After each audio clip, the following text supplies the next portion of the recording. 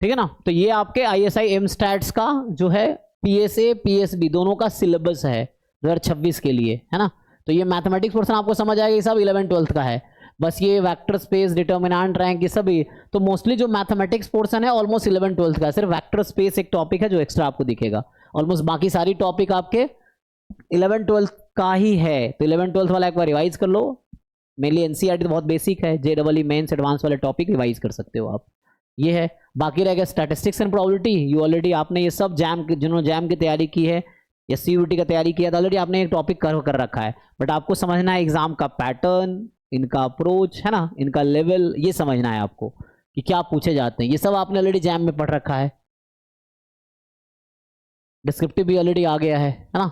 तो मेनली है question solve करो, देन वी कैन डिस्कस। थोड़े से यहाँ पे है, ये भी जैम में था, सॉरी CUT में ऑलरेडी ये पार्ट था, लेकिन ब्रीफली डिस्कस किया हमने। ये sampling and design of experiment की जो डिजाइंस क्या होते हैं, उन एनोवा क्या है, देन है ना sampling technique, simple random sample with replacement, simple random sample without replacement including, है ना। सो ये मेनली एक बेसिक सा ये पार्ट है जो कि CUT में ये भी था। तो जिन लोगों ने तैयारी किया सिलेबस आपने ऑलमोस्ट कर रखे हैं। तो मेन आपको क्या करने हैं, मेन आपको प्रीवियस ईयर क्वेश्चन सॉल्व करने। पहला टास्क ये है कि यू सॉल्व लास्ट 10 ईयर जो प्रीवियस ईयर पेपर दे रखा है 10 ईयर के वेबसाइट पे, उसको बैठ के जितना जल्दी हो सके कंप्लीट करो, मेरे से डिस्कस करो। जो डाउट होगा ऑलरेडी वीडियो सॉल्यूशन ऐप में है, जो लोग ऐप में एडेड होंगे उनको पता है कि ऑलरेडी हमने जो पिछले साल कराए थे ISI बैच का PYQ ऑलरेडी है। सिलेबस में कहीं डाउट है तो वो भी मैं डिस्कस कर सकता हूँ। तो ये तो हो गया ISI एम स्टैट्स का पार्ट, ठीक है। सिलेबस यहाँ है, बाकी PYQs यहाँ है, आप देख सकते। एग्जाम्पल के लिए अगर मैं इसको खोलूँ तो ये 26 गलती से लिख दिया, मुझे लग रहा 25 है वो, समझ रहे हो ना, क्योंकि 26 का तो अभी होना है ना मई में, तो ये 24 के बाद 25 आएगा यहाँ पे। तो जो टाइप जिन्होंने अपलोड किया है तो उन्होंने गलती से आई थिंक है 26 लिख दिया है। तो ये है 26, 16, 17, 18, 24 के बाद 25 आएगा, तो गलती है 26 लिख दिया, ठीक है। तो ये 2016 से 25 तक का 10 ईयर पेपर्स है यहाँ पे। तो 10 मॉक टेस्ट तो यहीं पे है, समझ लो आप, और 10 और मैं प्रोवाइड करूंगा तो ये हो जाएगा, ठीक है। तो इसको इस एक महीने के अंदर इसको निपटाने का टारगेट रखो, एक महीने के अंदर अच्छे से कंप्लीट करो इसको, 2-3 टाइम्स एटलीस्ट इसको कंप्लीट कर लो। 3 महीने आपके पास है तो 1 महीने पहले इसको ढंग से कर लो, फिर 1 महीने प्रैक्टिस करो, फिर मॉक टेस्ट करो, ये है। तो यहाँ डाउनलोड कर लूँगा एग्जाम्पल के लिए, मान लो इसको मैं डाउनलोड कर रहा था ना, हो गया होगा तो हाँ। तो ये PSA है 2026 वाला, इसमें क्वेश्चंस कैसे आते हैं देख लो एक बारी। तो जैसे ये तो इन्होंने पहला जस्ट ये नोटेशन दे दिया, नोटेशन एब्रेविएशन, ये आप ऑलरेडी जानते होंगे ये सब का मतलब, है ना। कैपिटल 5 मतलब CDF of standard normal, and बाकी notations you know already. EXP मतलब x की पावर x, है ना। IID मतलब इंडिपेंडेंट आइडेंटिकल डिस्ट्रीब्यूट है। बाकी क्वेश्चंस कैसे आते हैं तो ये सब सॉल्व करो, आपको मुश्किल नहीं लगेगा। FR से R फंक्शन है, बोल रहा है कि इसके पास no real root, exactly 3 real root, 1 real root, तो ये सब सॉल्व करो। अब बच्चा क्या करता है, क्वेश्चन देखता है, ChatGPT को डाल दिया सॉल्व करो तुम, तो मैं तुमसे ये बताया दिक्कत क्या होगी इसमें, तुम्हारा दिमाग डेवलप नहीं होगा। तो तुम अभी सॉल्व नहीं किए, तुमने किसी को भेज दिया, पूछ लिया, ChatGPT से पूछ लिया, तो वो तो सॉल्व कर दिया, तो तुम्हारा दिमाग तो फंक्शन ही नहीं किया, तुम्हारा दिमाग डेवलप हुआ ही नहीं, तो एग्जाम में तुमसे नहीं होगा। जब एग्जाम में ऐसे क्वेश्चन आएंगे you will not be able to do, क्योंकि अपने माइंड को घर पे वैसे ही ट्रेन करो जैसे तुम चाहते हो एग्जाम में रिस्पॉन्ड करे वो, तो उस पैटर्न पे घर पे तैयारी करो ना। ये नहीं कि सोचे मतलब क्वेश्चन जैसे बच्चा सर आप करवा दीजिए, अरे मैं करवा दूंगा सारा क्वेश्चन, तो आपको तब भी कुछ नहीं आएगा, एग्जाम में बैठोगे आपसे कुछ नहीं होगा। तो मैं इसलिए कहता हूँ पहले आप खुद सॉल्व करो, तो ट्राई करके देखो, नहीं हो रहा है तब पूछो, तब हेल्प लो, तो यू विल लर्न कि पहले क्या ऐसा था जो आपको नहीं आता था, देन यू विल नो कि अच्छा ये नहीं पता था। तो इसलिए पहले खुद से सारे क्वेश्चंस करो and then you ask doubt, है ना। सॉल्यूशन देख के करने वाले बच्चों का दिमाग डेवलप नहीं होता ज़्यादा, है ना, वो चीज़ें हैं। पहले दिमाग पे जोर डालो, खुद से सॉल्व करो, तब आपका ब्रेन डेवलप होगा, एंड देन आपको जब अनसॉल्व क्वेश्चन मिलेंगे तभी आप कर पाओगे, तभी आपकी हैबिट होगी सॉल्व कर पाने की, ठीक है। ये मैं बता रहा हूँ कि ये 2025 वाला पेपर है, अभी जो पिछले साल हुए थे, तो ये है। इससे जैम में भी ऐसे क्वेश्चन आए हैं, आप देखोगे तो ऐसे JEE मेंस एडवांस में बहुत क्वेश्चन ऐसे मिल जाएंगे, आप देखोगे तो ये है। PYQs के ऑलरेडी हैं। S with the set of all ordered pair XY such that integer satisfying the relation। अब इसको सेटिस्फाई करने वाले रिलेशन, तो what is the number of element in S, कितने ऑर्डर पेयर XY है इंटीजर के जो इसको सेटिस्फाई करेगा, तो फैक्टराइज कर लो, x + y x - y 150, यहाँ फैक्टराइज करो, देन पेयर ढूंढ लो इस तरह से। तो ये पेपर है PSA का, ये मैट्रिक्स का क्वेश्चन है, डिटर्मिनेंट ट्रेस में रिलेशन, है ना। ये आपके सीक्वेंस सीरीज का क्वेश्चन है, ये भी सीक्वेंस सीरीज का है। ये आपका रूट एक्स लॉग एक्स है, कौन सा फंक्शन, मैक्सिमा मिनिमा का क्वेश्चन है ये, ठीक है। इधर सिस्टम ऑफ लीनियर इक्वेशन, ये आपका integration gamma integral beta integral उस पर होगा, ठीक है। सो इधर आपके परमुटेशन कॉम्बिनेशन हो गया, ये आपके हैं मैट्रिक्स, देन प्रोबेबिलिटी, ठीक है। ये रैंडम वेरिएबल, ये भी रैंडम वेरिएबल का हो गया। देन वही रैंडम वेरिएबल मीडियन का क्वेश्चन है, प्रोबेबिलिटी का क्वेश्चन है, बेसिक प्रोबेबिलिटी का। देन अगेन ये एस्टिमेशन का क्वेश्चन हो गया, इन्फेरेंस का।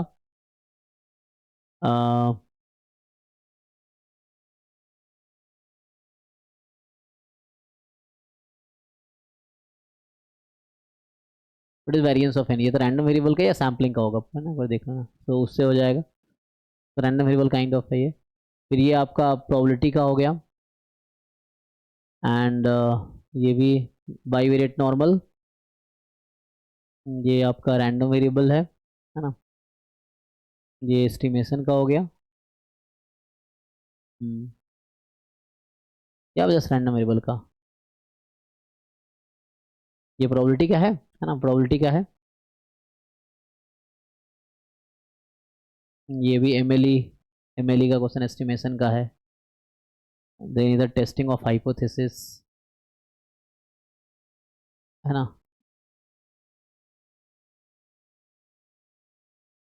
कोएफिशिएंट ऑफ डिटर्मिनेशन, ठीक है। Sample correlation, kind of descriptive statistics का कह सकते हो। तो ये टेस्टिंग का हो गया, इधर एस्टिमेशन,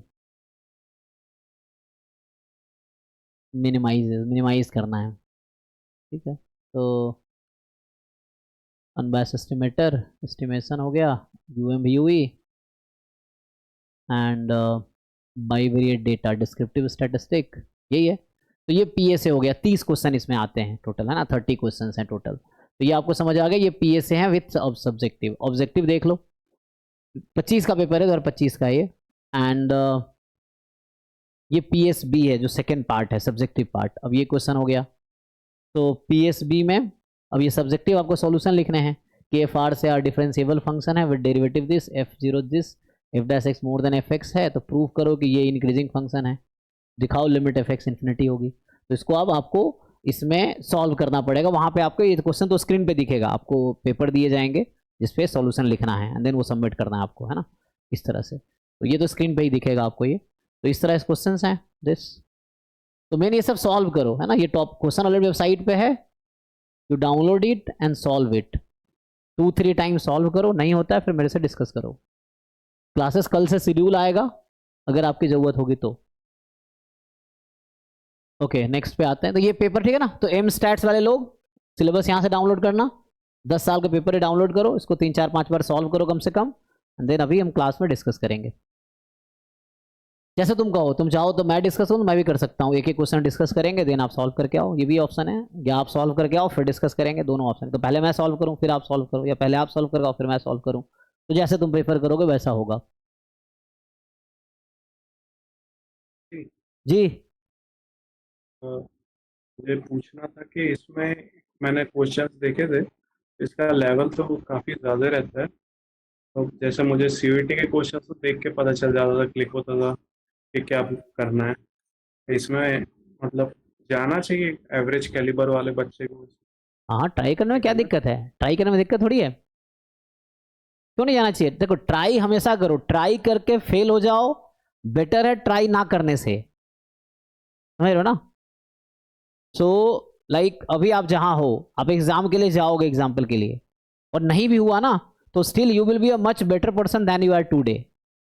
और अगर तुमने ट्राई नहीं किया तो तुम जो आज हो कल भी वही रहोगे, कोई इंप्रूवमेंट नहीं होगा। अगर तुम ट्राई करके फेल भी हो जाओगे तो you will improve little bit, ये है। तो ट्राई करने में कोई नुकसान नहीं है। और आपको कैसे पता नहीं होगा, आप ट्राई करोगे, हो भी तो सकता है, तो ट्राई। सब वो शायद से जैम वाले मैंने सुना आता है। मैं तो अभी सर सीयूईटी की तैयारी करके दिया हुआ था, मैं उतना वेल प्रिपेयर्ड है सीयूईटी का जितना होता हाँ कोई बात नहीं, है सीखिए इसमें। ना। देखो ट्राई कीजिए, जैसे अब हम समझ रहे हैं आप जो कह रहे हैं कि जैसे ज़्यादातर जो पीछे का हिस्ट्री आप देखोगे तो जिन बच्चों का एडमिशन हुआ है ये वही बच्चे होते हैं जिनके जैम में भी टॉपर्स होते हैं, जैम के टॉप रैंकर्स होते हैं मोस्टली। बट जरूरी नहीं सबका होता है, जैसे मैं पिछले साल एग्जांपल दे रहा हूँ, प्रियांशु हमारे यहाँ से थे, थर्ड, उनका 7th रैंक था, still he could not make it into ISI, तो अनफॉर्चुनेटली नहीं हुआ।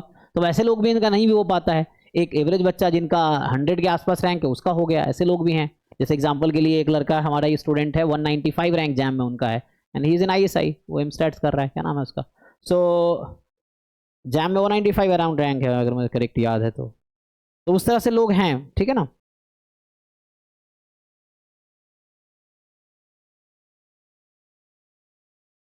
देव ज्योति आई गेस, हाँ 173 रैंक है इनका जैम में, स्टिल ही मेट, और 7th रैंक भी था उनका, नहीं हुआ। तो वैसे है, तो कोई दिक्कत नहीं है, मतलब ज़्यादातर बच्चे मैं ये कह रहा हूँ जाते हैं, बट एक एवरेज बच्चे भी जा सकते हैं, वो तो आपके परफॉर्मेंस पे है।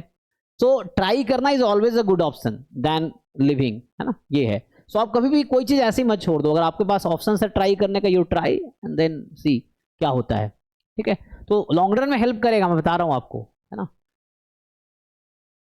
मैं भी एवरेज बच्चा ही रहा हूँ, मैं आपको बताऊँ, मैं पहले भी मैंने बाकी लोगों को बता रखा है कि मैं बहुत एक्स्ट्रा ऑर्डिनरी नहीं रहा हूँ एकेडमिक्स में।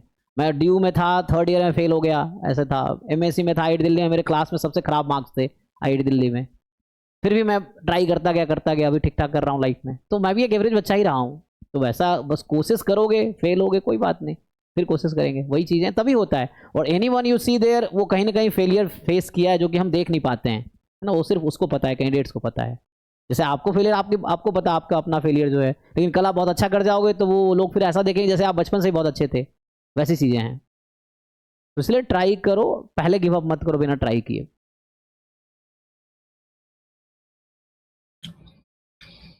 सर हमने नीट में देखा है कि बच्चे 10-10 साल तैयारी करते हैं और अच्छा रैंक लेके आते हैं, फिर सब भूल जाते हैं बाद में कि 10 साल तैयारी किए थे कि 2 साल किए थे। एग्जैक्टली वही कह रहे हैं कि मतलब जैसे एक सक्सेस आपको सारा जो पुराने जो आपके जख्म है ना सबको भर देगा, ये चीज़ें हैं। तो बस आप ट्राई करते रहो, वो चीज़ें हैं। छोड़ दोगे फिर जिंदगी भर रिग्रेट रहेगा उस चीज़ का, इस चीज़ का भी रिग्रेट रहेगा कि आपने ट्राई नहीं किया। आपको कई बार लाइफ में दिखेगा कि आपसे जो कमजोर कभी था वो आज आपसे बेहतर है, जस्ट बिकॉज कि वो ट्राई किया है। जैसे मैं अपना ही बता रहा हूँ, मेरे से आईआईटी दिल्ली, मैंने कहा मेरे क्लास में सबसे खराब मार्क्स थे, मतलब मैं लास्ट परफॉर्मर बच्चा था आईआईटी दिल्ली में। अभी मैं बहुत सारे आईआईटी दिल्ली वाले क्लासमेट कंपेरिजन बेटर हूँ लाइफ में, कर रहा हूँ, क्योंकि उसके बाद ही मैंने ट्राई करता रहा, कुछ ना कुछ करते रहे, वैसा है। तो उस तरह से है। तो बस आपको कोशिश करनी है, और समय कभी भी बदल सकता है, बस आपको लगातार कोशिश करते रहना है।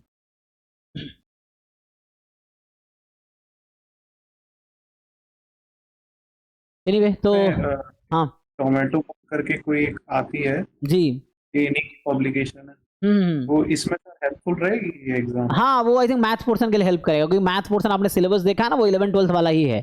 तो टोमेटो बुक भी जो क्वेश्चन है, प्रैक्टिस क्वेश्चन है 11th-12th के सिलेबस पे ही, तो वो हेल्प करेगा पीएसए के लिए आपका, मतलब इवन जो मैथमेटिक्स पोर्शन के लिए हेल्प करेगा आपको, स्टैटिस्टिक्स के लिए अलग से करना पड़ेगा आपको, मैथमेटिक्स पोर्शन के लिए वो हेल्प करेगा। वेटेज किसका ज्यादा रहता है, स्टैटिस्टिक्स और ये मैथमेटिक्स का देख क्या लो, रेशियो? पेपर है वो तो एनालाइज करो, खुद देख लो, तो छुपा तो है नहीं आपके सामने पेपर, आप काउंट करो, जैसे मैथ का क्वेश्चन है, मैथ का टॉपिक वाइज लिख लो, अभी आपको दिख जाएगा। तो 10 साल का पेपर अवेलेबल है ना यहाँ पे, ये है आपके पास, अभी सबका डाउनलोड करो, काउंट करो कि पीएसए में कितने मैथ के, कितने स्टैट्स के, पीएसबी में कितने मैथ, आप खुद एनालाइज करो, कुछ काम खुद से भी करो, है ना, एनालाइज इट। मतलब मुझे एग्जैक्टली याद नहीं है ना, फिर मुझे भी देखना पड़ेगा, वो चीज़ें हैं। So you can C paper है, आप बैठ के थोड़े एनालिसिस करो, ये चीज़ें हैं। कहते नहीं कुछ नहीं होगा तो एक्सपीरियंस तो होगा, ये चीज़ें हैं। अरे तुम नहीं कभी अपने बच्चे को बता पाओगे कि ऐसा ऐसा होता है, कुछ नहीं करो कुछ नहीं पता चलेगा, बाद में अपने फ्यूचर जनरेशन को बता पाओगे हाँ ऐसा ऐसा है, ऐसा ऐसा होता है, तो उसके सब देख लो उसके अकॉर्डिंग ये है सही कह रहा हूं? तो इसलिए आप जो भी आंसर है, सब कुछ आंसर अवेलेबल है, लेकिन आप खुद से एफर्ट्स करो, ठीक है ना। तो आप इसको एनालाइज करो, पेपर देखो, आप काउंट करो कितने मैथ है कितने स्टैट्स, पता चल जाएगा आपको। ये सब कोई रॉकेट साइंस नहीं है, आप 10 काउंट कर लो, 30 क्वेश्चन इसमें आते हैं, और आई थिंक 30 क्वेश्चन यहाँ भी आते हैं, है ना, कितने हैं, सो सॉरी इसमें 10 क्वेश्चन ही है, सॉरी इसमें 10 क्वेश्चन आते हैं, है ना। तो पीएसए में 30 क्वेश्चन ऑब्जेक्टिव हैं, और इसमें 10 क्वेश्चन हैं, ठीक है। अब ये बच्चे आई थिंक पिछले साल, क्योंकि मैं एग्जाम है ना नहीं दिया हूँ, या मैं बहुत पहले, मैं कभी ऐसे दिया भी नहीं कभी, वैसा है। लेकिन जो लोग एग्जाम देते हैं आई थिंक है ना, तो उसके अकॉर्डिंग है, मुझे लग रहा है 3-3 घंटे का एग्जाम है, जो लोग पिछले साल दिए थे। बताओ ये 3 घंटे का होता है ना, देखना पड़ेगा कितने आवर का, वो 2-2 घंटे का दोनों है। तो 2 घंटे में वहाँ 30 क्वेश्चन करने हैं, 2 घंटे में यहाँ 10 क्वेश्चन करने हैं, यही ना।